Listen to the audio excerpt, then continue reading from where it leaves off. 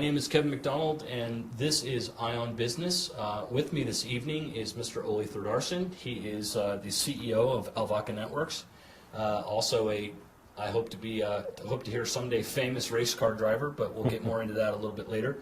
Oli, I wanted to let people know a little bit about your business side before we get too deeply into the personal. So you are the CEO of ALVAKA Networks, and that is a network services company. What exactly does ALVAKA do? ALVAKA Networks helps our customers manage and secure their networks. We do that by monitoring the systems, by having field engineers that go out and work on site to help clients with projects, installing new systems, upgrading systems, fixing problems. We do things like help them develop security policy and do security assessments on their network.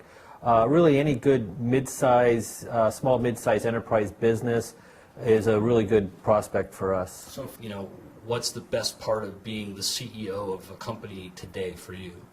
It's been just a great journey to go from a sole, practitioner and sole proprietor in the computing space to growing a company and hiring people and watching the company grow. It's just also been very rewarding to, go out and help companies solve problems with their, IT, their information systems, and help those systems meet the needs of their business. I mean, some days it's just great.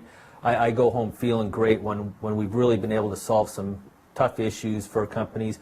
Or just today at lunchtime, I was talking to a couple of my people, and we're talking about saving hundreds of thousands of dollars for another client, and helping them streamline their operations and do things a better way. And it's just very fulfilling. Pretty important part of what you do in your life is to allow yourself to leverage the benefits and the resources that you have. So, for example, I know you sit on the board of the CompTIA Association. You work closely with the Discovery Science Center and provide ad hoc and donated services to them. But what's it like to be able to do that? I mean, if you tell people to work with charities and that, what drives you to do that, and what's it like to be able to have the freedom to do that?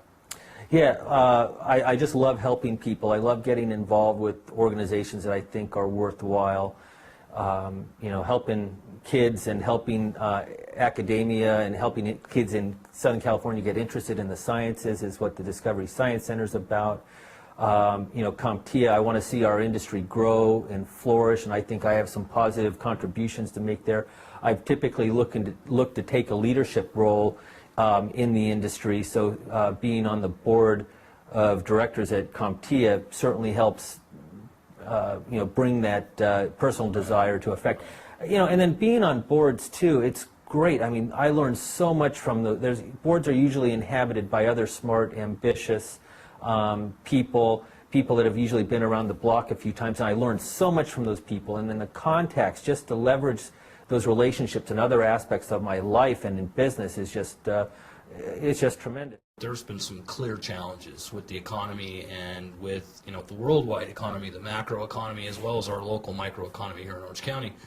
And yet, I know that you are still not bullish necessarily, but you are positive and you are go forward, and you're still saying, no, we're going to continue to grow. What would you suggest to people that are allowing the doom and gloom news to bring them down? How is it that you're able to stay out of that? Well, one, I don't watch the news too much. I don't stay obviously oblivious to things. In fact, I'm an avid reader of emails that I get and web sites, and then I do listen to the news and I listen to the radio. But after I've listened to it for a little while and it starts repeating itself, I just turn it off, because I think it can become it can program you if you listen to it too much. So, and then the other thing is just my belief system.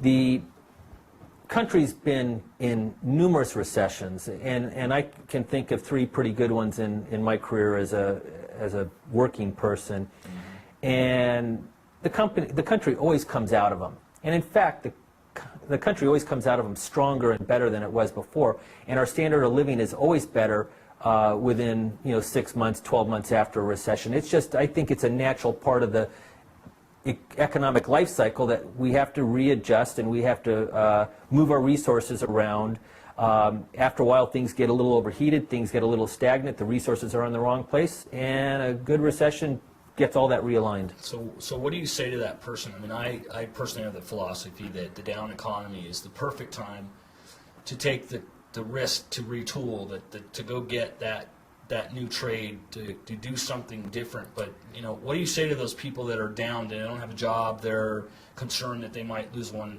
but yet now's the time to start a business, according to historical records, right? It's a time of both deep pain and suffering and angst for a lot of people. At the same time, it's a time rife with opportunity. And it's a time not only for the individuals to reinvent themselves, as you talked about, it's an opportunity for companies to reinvent themselves. And, I think, when somebody hits the reset button, I don't know who that somebody is, but on the economy, that's when you can come back as a different person or as a different company. But, that's the time you want to try and invest your time and every other resource that you have into figuring out, where do I need to be a year or two from now? And that's what you need to start aiming for and focusing your energies and resources on, because that's where you need to be, and that's where the success will be as everything turns around. Let me move to a slightly different subject. Of late, with the recent election and the change not only in administration, but somewhat in the culture, you hear a lot about the wealthy, the people that have it, the people that have it made. You have everything, you're rich, et cetera, et cetera. You have it easy. What do you have to say to those folks who are really referring to guys like you, but you spent 26 years behind a desk, a good part of your life, you've risked everything you own in order to employ other people effectively, and with the possible payoff some point in your life, which at 26 years, I'm not sure exactly when you're going to try to leverage that, but what can you say to those people who think that being a business owner and having some benefit from that isn't something that, one, you've earned, but I kind of am offended when I hear that from people like, Yeah, there's a term that I hear all the time, politicians like to use it the best, talking about working families. And I always rail a bit at that comment. It's like, a working family. Yeah, I know there's a lot of families out there. There's, millions of families around the country, and they have one or two parents that work really hard. But I always feel like the implication is a working family. What's a working family? I work my butt off. In fact, there were a lot of years, as you said, where I risked everything, and I thought maybe my next alternative to stay committed to making the business succeed was maybe I had to live in my car. Yeah. There were times where I thought maybe I would have to live in the car, and because I was that committed to making the business work, and I didn't have money. And I wasn't taking a paycheck myself. I was just committed to making the company succeed and grow. Furthermore, I participated in a study out of the Cal State Fullerton by some MBA students that were doing from their School of Entrepreneurship that they have there. And they were doing a study on people who had started businesses and entrepreneurs, and I don't recall what the definition was, but basically people that started businesses. And they did this for about 6 months, interviewed a whole bunch of people, and they came back to the people that they interviewed and presented the study. I thought it was a really nice touch to come back and talk with me.